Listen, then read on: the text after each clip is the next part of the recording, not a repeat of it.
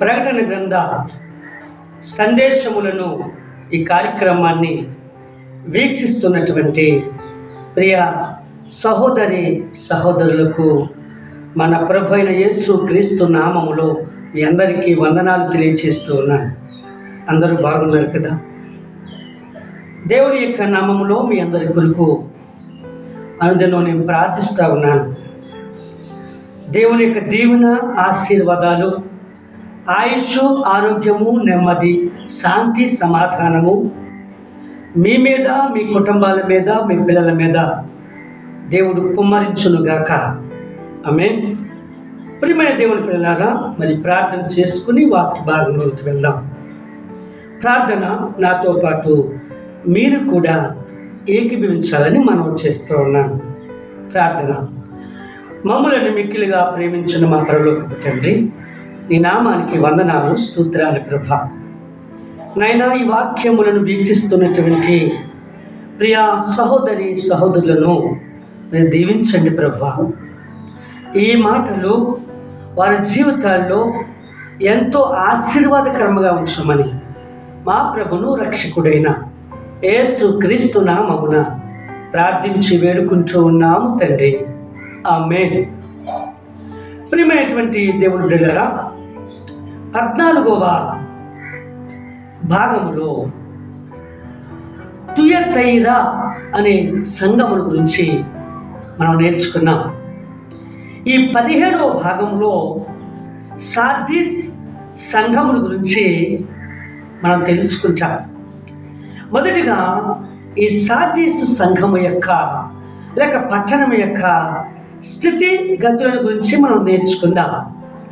మొదటిగా ఈ సార్దీసు సంఘము టాల్రాస్ అనే 1500 అడుగుల ఎత్తులో ఉన్నటువంటి కొండ మీద కట్టబడినటువంటి పట్టణము ఈ సార్దీసు పట్టణము. అంతేకాకుండా ఈ పట్టణములో వెండి, బంగారముకు గనులు కలిగినటువంటి పట్టణము ఈ పట్టణము సార్దీసు పట్టణము.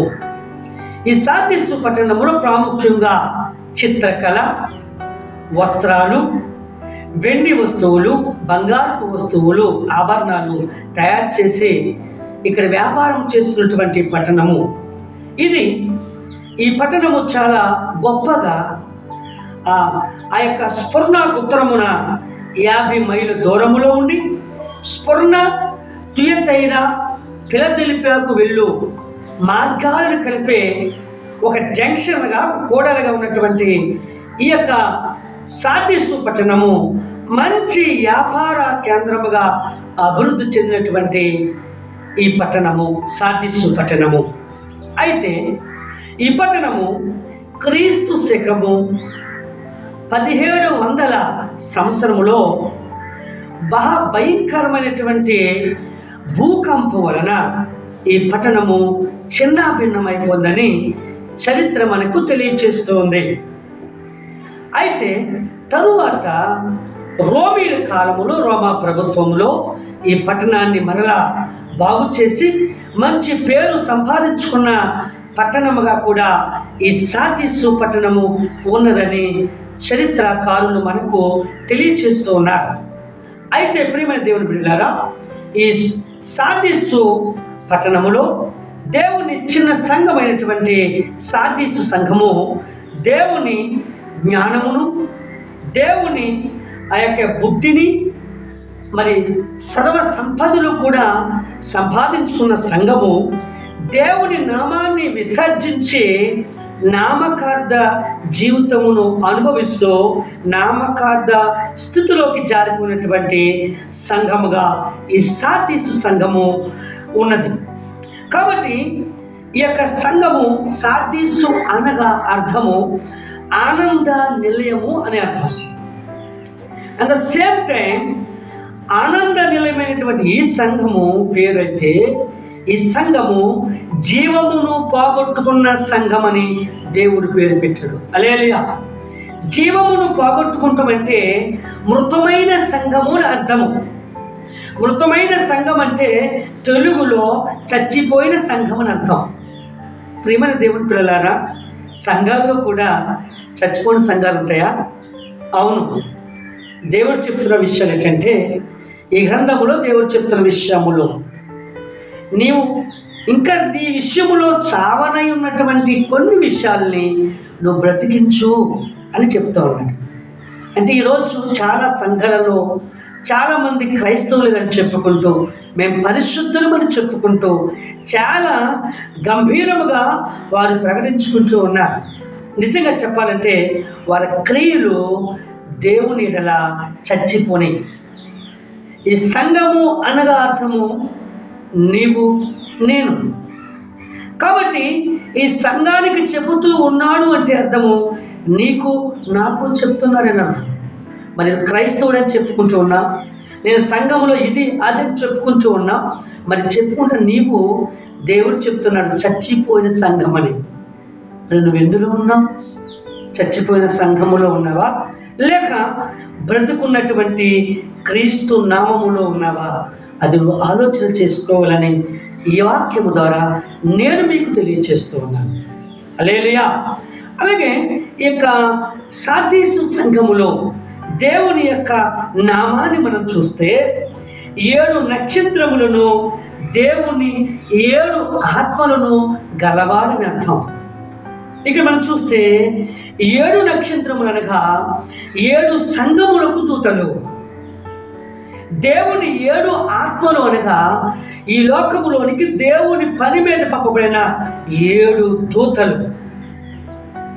ప్రియమైనటువంటి దేవుని యొక్క బిడ్డలారా, నువ్వు ఏ సంఘములో ఉన్నావో ఆ సంఘము చనిపోయిందో బ్రతికిందో అనే విషయాన్ని నీకు నీవే తెలుసుకోవాలని నేను మీకు తెలియజేస్తూ ఉన్నాను. ఇక మనం చూసినట్లయితే ఈ సంఘ చరిత్ర మనం చూసినట్లయితే సంఘము సంస్కరణలు పొందిన తర్వాత ఉన్నటువంటి సంఘము ఈ యొక్క సార్దీసు సంఘము. అంతేకాకుండా మార్టిన్ లూథర్ గారు కాలములో ప్రారంభించబడినటువంటి ఈ సంఘము పేరు ప్రొటెస్టెంట్ సంఘము. బహుశా ఈ సంఘం యొక్క కాలాన్ని మనం చూస్తే ఈ సంఘ కాలము క్రీస్తు శకము 1750 సంవత్సరం వరకు కూడా ఈ సంఘము ఈ భూలోకములో ఉన్నదని చరిత్రకారులు మనకు తెలియజేస్తూ ఉన్నారు.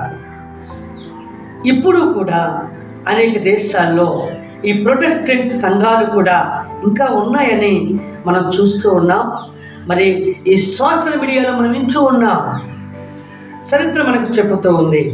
ఇంకా మనం చూస్తే ఈ సంఘానికి, ఈ సార్దీసు సంఘానికి దేవుడు ఒక గొప్ప సందేశాన్ని పంపాడు. ఏంటి ఆ సందేశము? ప్రియమైన దేవుని పిల్లలారా, సంఘం అనగా నీవు నేననే విషయాన్ని గమనించండి. ఆ సందేశం ఏమిటంటే నీ క్రియలను నేను ఎరుగుదును. ఏంటో క్రియలు మనం చివరిలో చూద్దాం. అయితే ఈ సంఘానికి ఒక తప్పుని ఆయన మోపాడు. ఏంటా తప్పు? నీలో నాలో ఏం తప్పులు ఉన్నాయి? సంఘం అనగా నీవు నేనే కాబట్టి మనలో ఏం తప్పులు ఉన్నాయో ఒకసారి చూద్దాం. ఏంటో తప్పు అంటే నీ క్రియలు దేవుని ఎదుట సంపూర్ణముగా కనబడలేదు.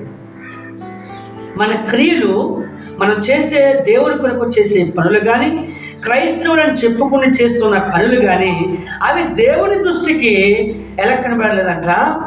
సంపూర్ణముగా కనబడలేదు. నువ్వు దేవుని పని ఏం చేస్తున్నావో ఒకసారి ఆలోచన చేయి. దేవుని పనికి నువ్వు ఎలా సహాయం చేస్తున్నావో ఒకసారి ఆలోచన చేయి.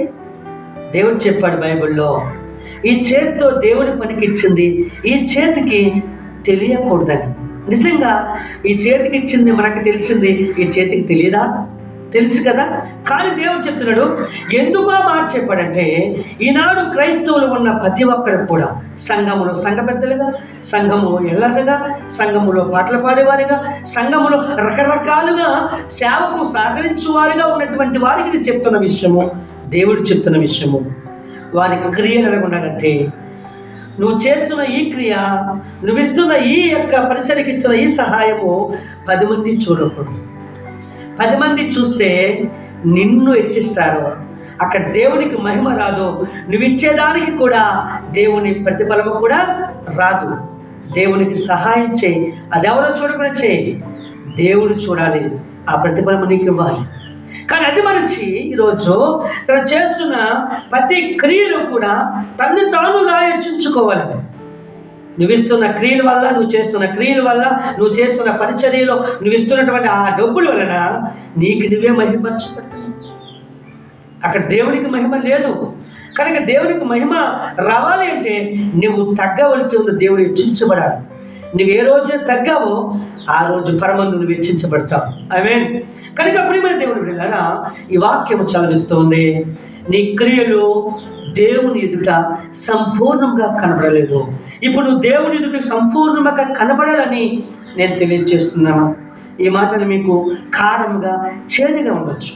ఈరోజు చాలామంది సంఘాలలో, చాలామంది క్రైస్తవులుగా ఉన్నటువంటి పెద్ద పెద్ద క్రైస్తవులు, ఎవరి పెద్ద పెద్ద క్రైస్తవులు అంటే ఉద్యోగస్తులు, వారు ఏం చేస్తున్నారు? ఈ మధ్యకాలంలో విన్నాను నేను. ఈ మధ్యకాలంలో ఒక దైవజనుడి దగ్గరికి వెళ్ళి ఒక ఫోటో దిగితే కొంత డబ్బులు ఇవ్వాలంట, వారితో భోజనం చేస్తే కొంత డబ్బులు ఇవ్వాలంట. ఇటువంటి ఈ క్రియలు ఎలా ఉంటాయంటే దేవునికి మహిమార్థముగా ఉండవు. నువ్వు ఉన్నటువంటి దైవజనుడి దగ్గరికి వెళ్ళి ఇటువంటి పనులు చేస్తే నువ్వు వెళ్ళు, పేద దాసుడి దగ్గరికి వెళ్ళు. నిజమైన ఉద్యోగస్తులు విశ్వాసం అంటే నేను చెప్తున్న వాక్యం ద్వారా చెప్తున్న విషయం ఏంటంటే, నువ్వు పేద దాసుడి దగ్గరికి వెళ్ళు, నీకు వచ్చిన దర్శన భాగం తీసుకో.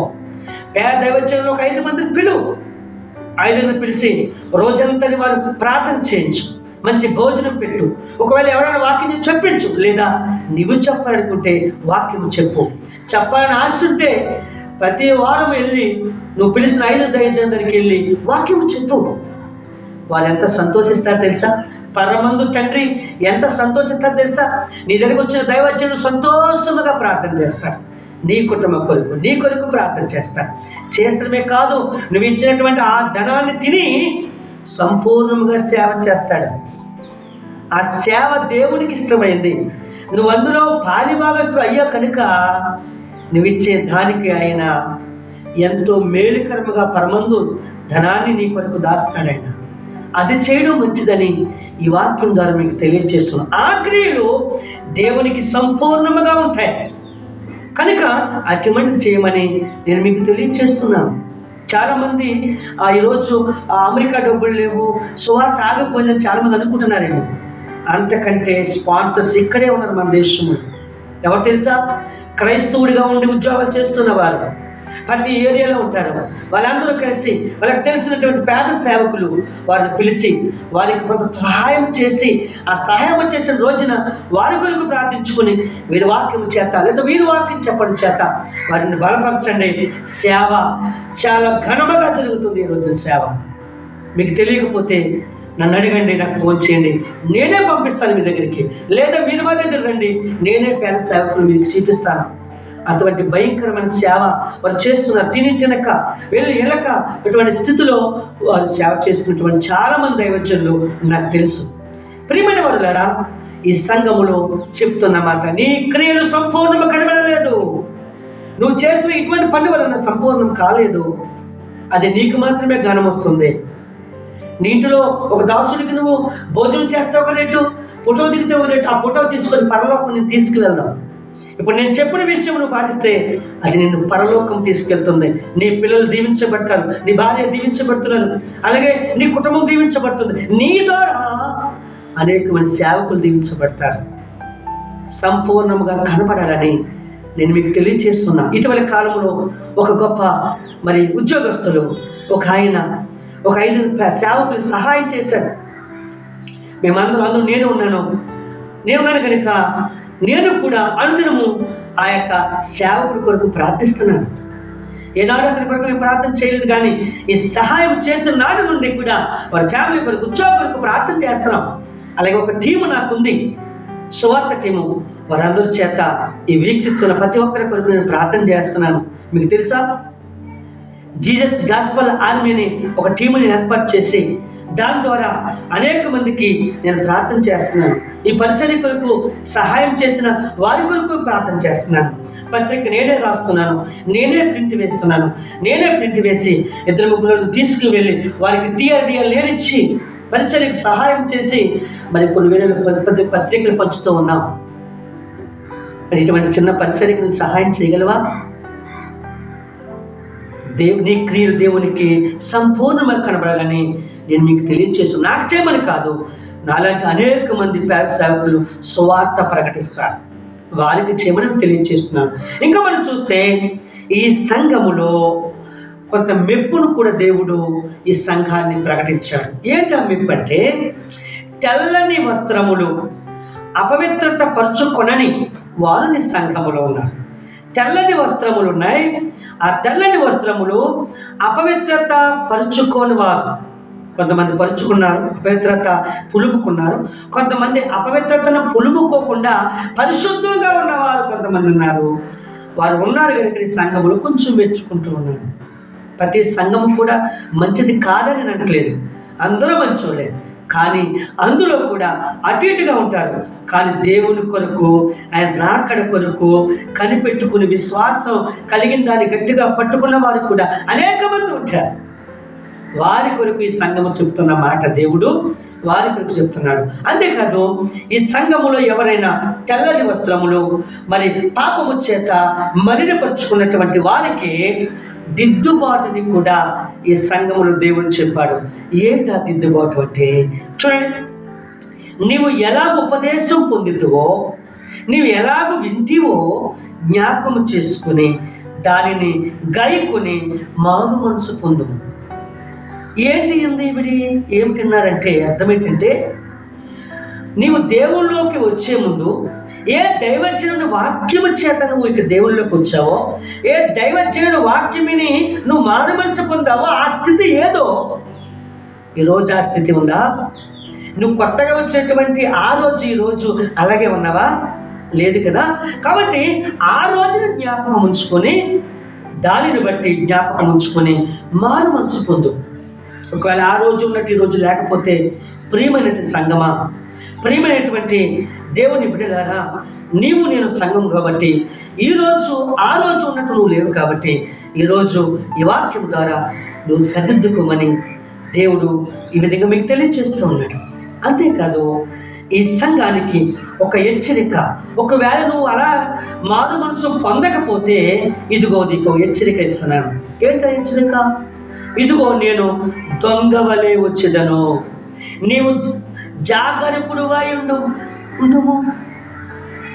అంతేకాదు, నీ తెల్లని వస్త్రమును కాపాడుకొనుము.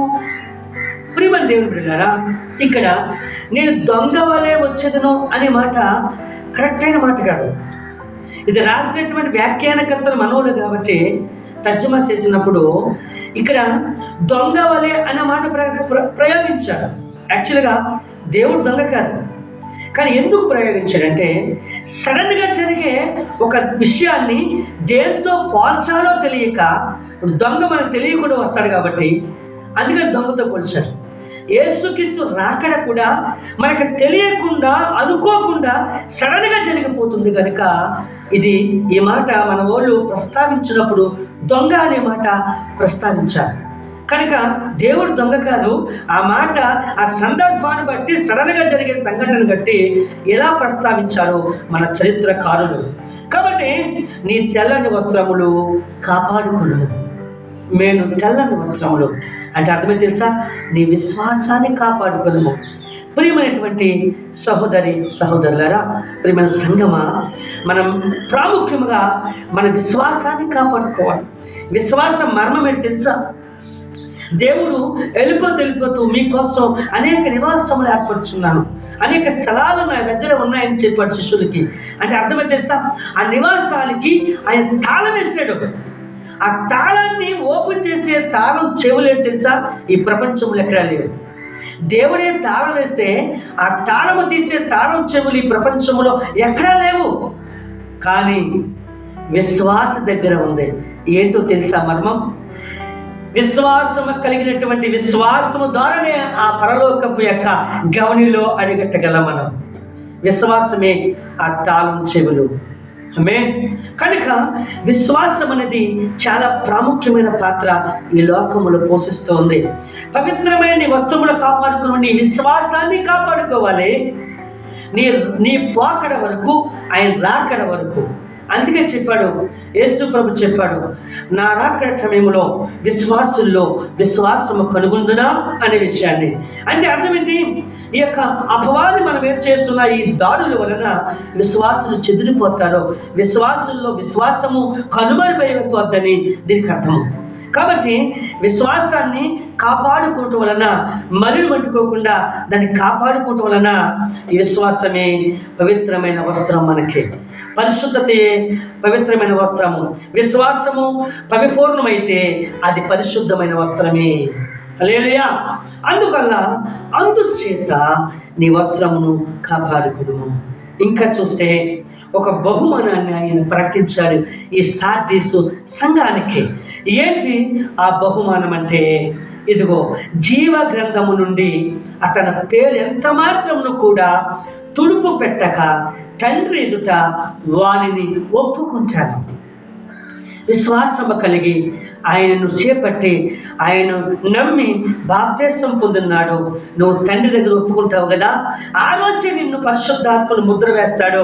ఆ రోజే పరమందు ఆయన నిన్ను ఒప్పుకుంటాడు. తన దూతల ఎదుట, సింహాసనం ఎదుట, 24 మంది పెద్దల ఎదుట, 4 జీవుల ఎదుట, ధవల సింహాసనం ఉన్నటువంటి పరిశుద్ధుని ఎదుట నిన్ను ఆ రోజు ఆయన కుమారుడిగా ఒప్పుకుంటాడు. ఈరోజు కూడా ఆ విశ్వాసం కొనసాగిస్తే నిన్ను ఆయన ఒప్పుకుంటాడు.